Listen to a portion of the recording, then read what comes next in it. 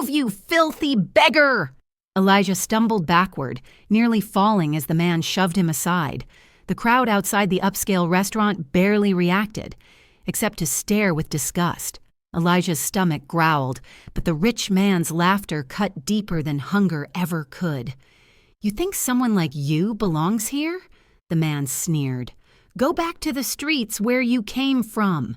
Elijah's fists clenched. Then a sleek black car pulled up.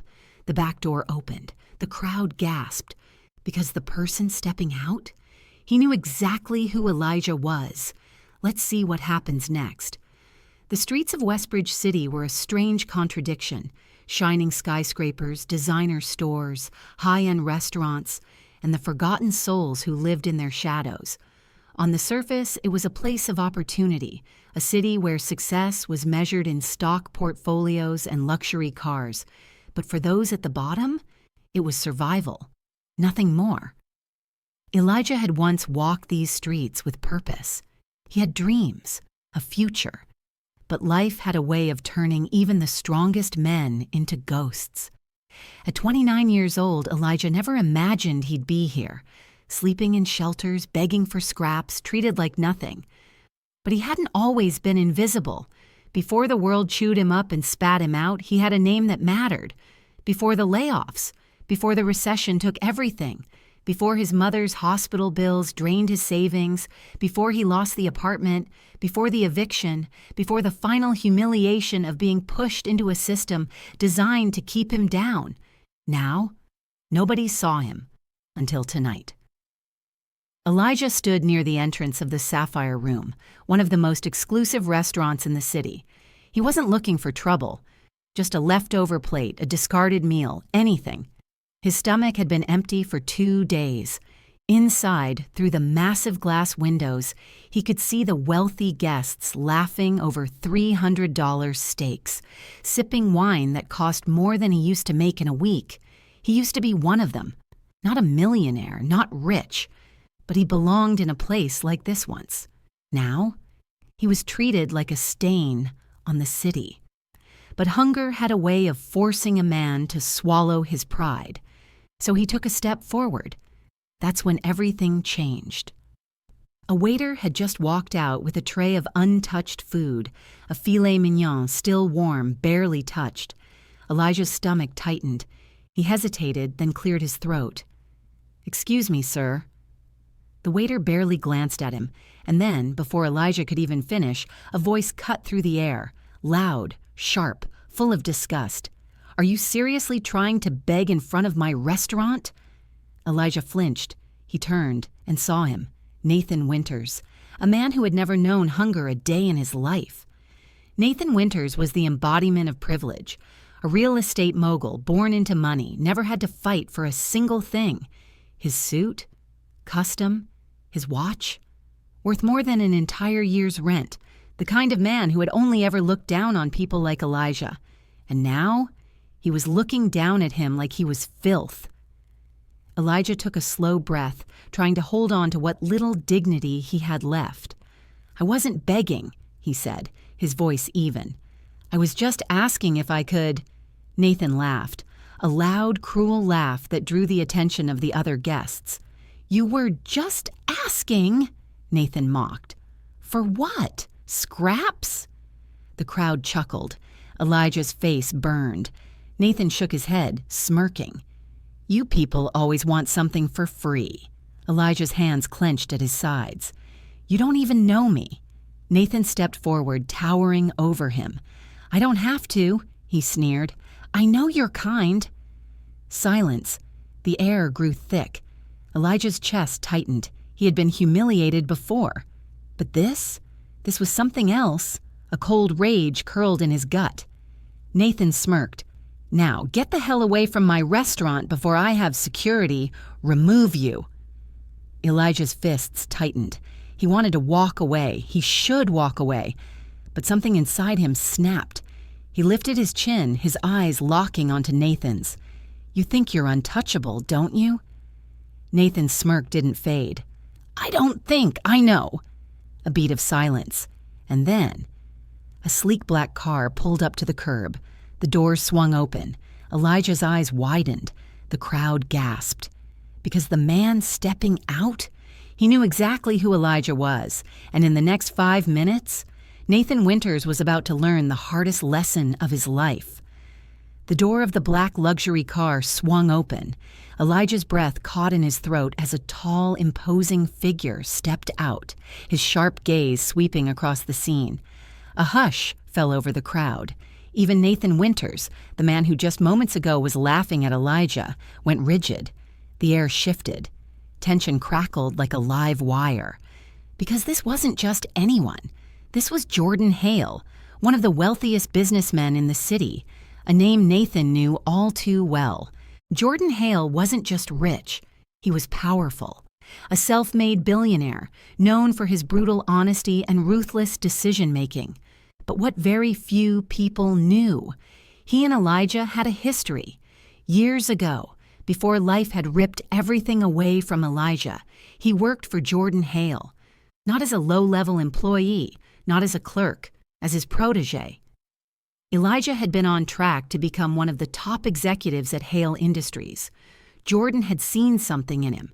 Talent, vision, determination. But then the layoffs, the restructuring. Elijah had been one of the many cut loose during an economic crash, and without a financial safety net, everything unraveled. Now, he was standing here, being treated like trash by a man who didn't even know what he had just done. Nathan tried to recover, straightening his tie, forcing a smirk. "Mr. Hale," he said smoothly, stepping forward, extending a hand. Jordan didn't take it. His gaze flicked between Nathan and Elijah, his jaw tightening. Then his voice came, calm but cold. "What the hell is going on here?" Nathan laughed nervously. "Nothing, sir. Just handling some public disturbance." Elijah's fists clenched. Public disturbance. Nathan turned back to him, his smirk returning. "This guy was begging outside my restaurant. I was just—" "Enough," Jordan cut him off. Nathan blinked. "I'm sorry?" Jordan's expression darkened. I said, "That's enough." Silence. A long, thick silence. The crowd held its breath. Then Jordan took a step forward, his piercing eyes locking onto Nathan's.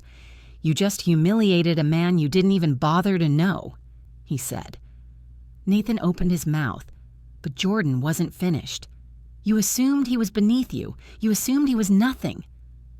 He let the words settle. Then he dropped the bombshell. "Do you even know who he is?" Nathan froze. Elijah stayed silent. Jordan continued. "Elijah wasn't just some random man on the street. He was one of the smartest minds I've ever worked with."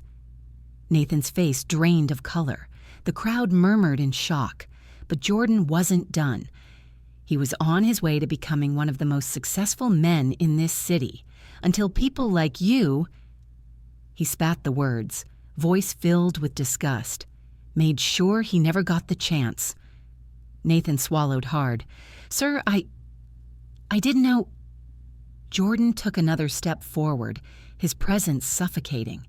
"Because you didn't care." Nathan's confidence was crumbling. The crowd was no longer on his side. People were whispering, filming.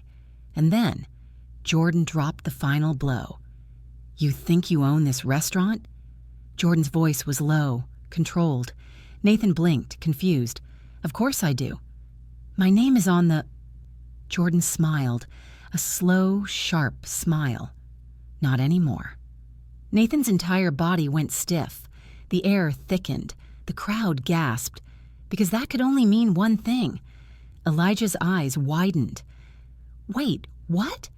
Jordan reached into his pocket, pulling out a sleek black folder. Then he tossed it to Nathan. Nathan barely caught it, fumbling to open the contents. His eyes scanned the papers. And then, pure terror. This isn't possible," Nathan whispered. Jordan crossed his arms. "It is." Elijah's heart pounded. Nathan looked up, shaking. You bought my restaurant?" Jordan didn't blink. "An hour ago." Nathan's hands began to tremble. "But why?" Jordan's expression darkened. Because I don't do business with men who treat people like garbage." The words hit like a gunshot. The entire street fell into silence. Nathan stumbled backward, his face pale as death. Jordan turned to Elijah, and for the first time in years, Elijah felt seen. "You deserve better," Jordan said simply. Elijah swallowed hard. Then, Jordan turned back to Nathan. "Get off my property." Nathan blinked. "Wait, sir, please." "Now." Nathan flinched. Then, security stepped forward. The same security Nathan had been so eager to call just minutes ago. Only this time, he was the one being thrown out. Elijah stood still, watching as Nathan Winters, the man who mocked him, was escorted off the premises like a common criminal. He exhaled slowly, still trying to process it all. Jordan turned to him. "Come inside," he said. Elijah hesitated. "But I—" Jordan smiled. "Consider this your first meal as my new business partner." Elijah's breath hitched. The crowd gasped. Even Nathan, who was watching from the curb, still in shock, looked like he might pass out. Elijah searched Jordan's face. "Why me?" Jordan's smile softened. "Because I don't forget the ones who deserve a second chance." Elijah's throat tightened. For the first time in years, hope replaced the hunger. He stepped inside, and this time, he wasn't invisible anymore. The warm glow of the restaurant lights felt surreal. Just an hour ago, Elijah had been standing in the cold, humiliated, treated like nothing. Now, he was sitting at a table inside one of the most exclusive restaurants in the city, no longer invisible. Jordan Hale sat across from him, watching as Elijah slowly took in his surroundings. For the first time in years, he wasn't being judged. He wasn't being ignored. And the best part? Nathan Winters was nowhere to be seen. Outside, Nathan still stood frozen near the curb, his world crumbling. The man who had once looked down on Elijah had just lost everything in the span of a few minutes: his business, his reputation, his power. And now, nobody was laughing with him. Nobody was on his side. The people who once admired him were whispering, shaking their heads, avoiding his gaze. Because in this moment, Nathan Winters was just another man who let his arrogance destroy him. And for the first time, he understood. He had become the thing he always looked down on, a man with nothing. Inside the restaurant, Elijah could barely touch his food. His hands were steady, but his mind was racing. "Why did you do that?" His voice was barely above a whisper. Jordan leaned back, studying him carefully. "Because people like Nathan never think they'll face consequences," he said. Elijah frowned. "That doesn't explain why you helped me." Jordan was silent for a moment. Then he spoke. "Because I never forgot you." Elijah's breath hitched. Jordan's expression softened. "You worked for me once, and you were good, better than most of the people who still sit in my boardrooms." A beat of silence. "Life knocked you down, but it didn't take your integrity." Elijah's hands tightened into fists. "You don't know that." Jordan's lips curled into a small smirk. "I do, because when that man humiliated you, you didn't beg. You didn't grovel." He tilted his head. "You stood your ground." The words hit deep. Elijah had spent years believing he had lost himself, but now, maybe he had just been waiting for a moment like this. Jordan placed his napkin down. "I don't give out charity," he said. "I believe in investments." Elijah raised an eyebrow. Jordan continued. "I'm opening a new firm." He paused, letting the words sink in. "I want you to run it." Elijah's heart stopped. His mind screamed it was impossible. Years on the streets, no recent work experience. Who would take him seriously? But Jordan didn't blink.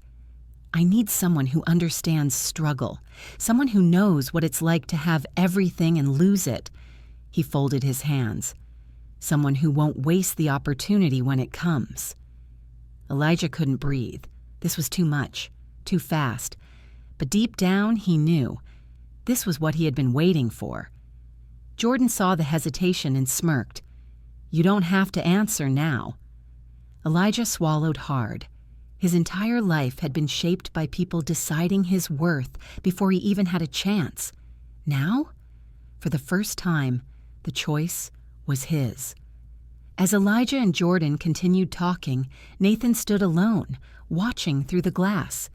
He had been the one who controlled everything, the one who called security on people like Elijah, the one who humiliated those beneath him. And now, he was just a man on the outside, looking in. For the first time, he understood what it felt like to be powerless, and he hated it. You never know who you're looking down on, because one day they might be the ones looking down on you. Life had a way of turning the tables. Tonight, Elijah wasn't just another homeless man begging for food. He was a man given a second chance. And Nathan, he was proof that karma never misses. Join the conversation. Do you think Nathan got what he deserved? Should Elijah take the job or start over on his own? Have you ever seen karma play out in real life? Watch until the end to see how one moment can change everything. Like if you believe in second chances. Subscribe for more powerful stories that expose injustice and inspire change.